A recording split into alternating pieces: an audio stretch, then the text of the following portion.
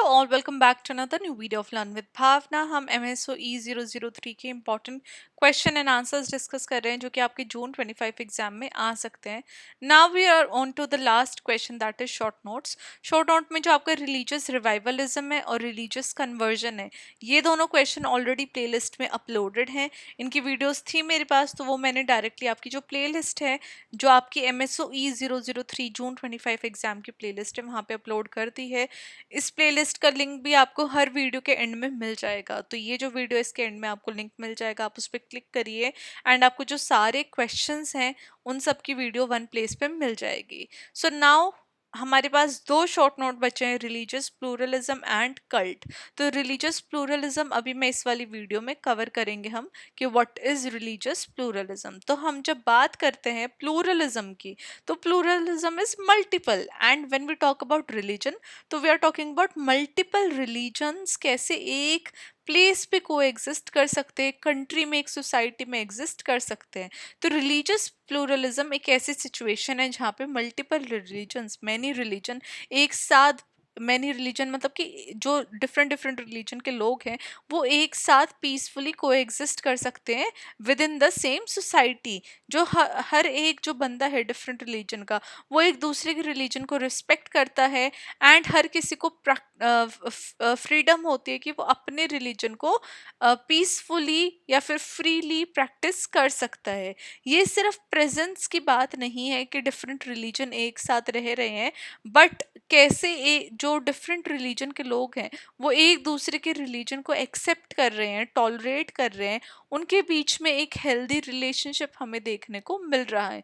अगर हम simple words में रिलीजियस प्लूरलिज्म की बात करें, तो हम बात कर रहे हैं कि डिफरेंट रिलीजन के लोग विद डिफरेंट रिलीजियस डिफरेंसेस कैसे एक साथ रह रहे हैं, एक दूसरे को रिलीजन को रिस्पेक्ट करते हुए एंड एक दूसरे के रिलीजन को इंक्लूसिव वे में अपने साथ अपने डेली लाइफ में जोड़ते हुए। तो जब हम सोशोलॉजिकल पर्सपेक्टिव से रिलीजियस प्लूरलिज्म को देखते हैं, कैसे रिलीजन शेप कर रहा है लाइफ को और कैसे जो हमारी लाइफ है रिलीजन के द्वारा शेप हो रही है, हम उसको स्टडी करते हैं इन डिफरेंट डाइवर्स सोसाइटीज़ के अंदर।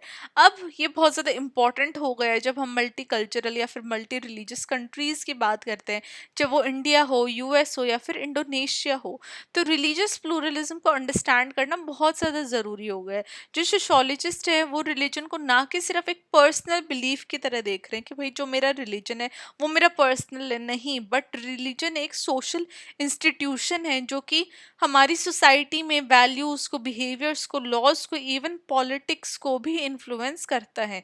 तो जब रिलीजन, एक से ज़्यादा रिलीजन सोसाइटी में एग्जिस्ट करते हैं, तो बहुत ज़्यादा ज़रूरी हो जाता है ये देखना कि कैसे ये डिफरेंट रिलीजन एक दूसरे के साथ सोसाइटी में इंटरेक्ट कर रहे हैं, क्या उनका जो इम्प्रेशन है सोशल लाइफ पे वो क्या रहता है। तो रिलीजियस प्लूरलिज्म एक साइन है सेकुलर और डेमोक्रेटिक सोसाइटी का, जहाँ पे स्टेट किसी भी एक रिलीजन को फेवर नहीं करती है ओवर द अदर, बट हर एक रिलीजन को इक्वल तौर पे देखती है। ये डिफरेंट है रिलीजियस टॉलरेंस से, जहाँ पे just putting up with other religion. Tolerance क्या होता है कि हम किसी को टॉलरेट कर रहे हैं, सह रहे हैं। तो रिलीजियस प्लूरलिज्म जस्ट उसका ऑपोजिट है। प्लूरलिज्म में क्या है, सब एक दूसरे के रिलीजन के साथ एंगेज्ड भी हैं एंड एक म्यूचुअल रिस्पेक्ट है, वो सहना नहीं है, बट रियल में एक जो दिल से जो रिलेशन है, कनेक्शन है, एंगेजमेंट है, वो देखने को हमें रिलीजियस प्लूरलिज्म में देखने को मिलती है। नाउ रिलीजियस प्लूरलिज्म की इंपॉर्टेंस क्या है? First of all social harmony society में प्रमोट करना। प्लूरलिज्म के द्वारा जितने भी रिलीजियस कॉन्फ्लिक्ट थे उनको कम किया जाता है, लोगों में, डिफरेंट रिलीजन के लोगों के बीच में जो अंडरस्टैंडिंग है, जो बातचीत है, उसको बढ़ावा दिया जाता है।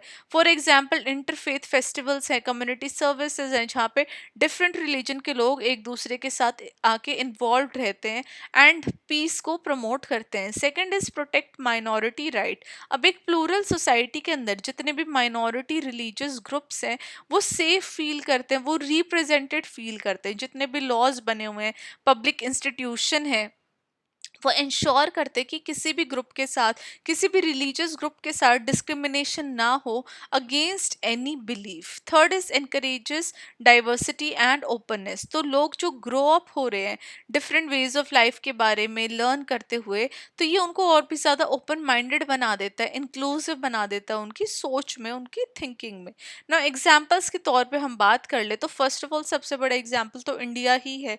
इंडिया एक क्लासिक एग्जाम्पल है जहाँ पे हिंदूज, मुस्लिम, क्रिश्चियन, सिख, जैन, बुद्धिस्ट और अदर रिलीजन के लोग एक साथ रहते आ रहे इतनी सारी सेंचुरीज से।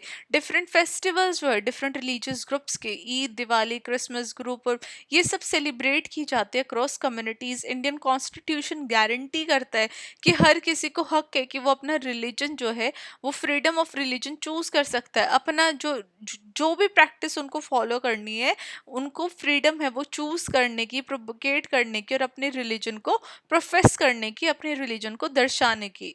Second example is US. अब यूएस में भी रिलीजियस प्लूरलिज्म को प्रोटेक्ट किया जाता है कॉन्स्टिट्यूशन के द्वारा।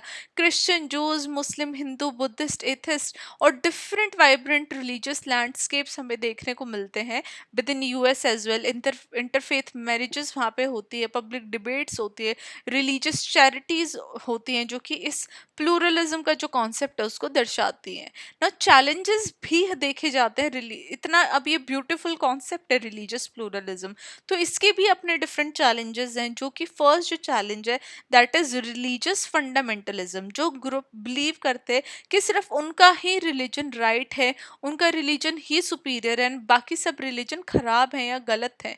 तो ये जो रिलीजियस फंडामेंटलिज्म है ये अपने आप में एक बहुत बड़ा चैलेंज है रिलीजियस प्लूरलिज्म के against. Second is political misuse of religion.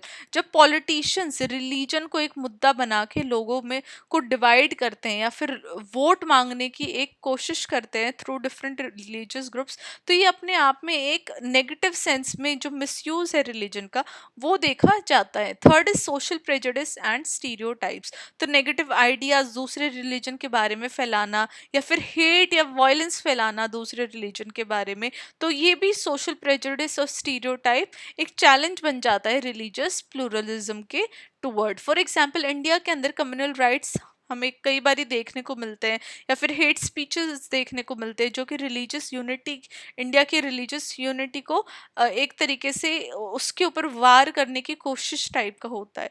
अब यूएस में भी एंटी मुस्लिम या फिर एंटी सेमिटिक एक्ट्स हमें देखने को मिलते हैं जो कई बार हुए हैं एंड कहीं ना कहीं जो ये इससे रिलीजियस यूनिटी है within the country, within the nation, वो कहीं ना कहीं डिस्टर्ब हो जाती है।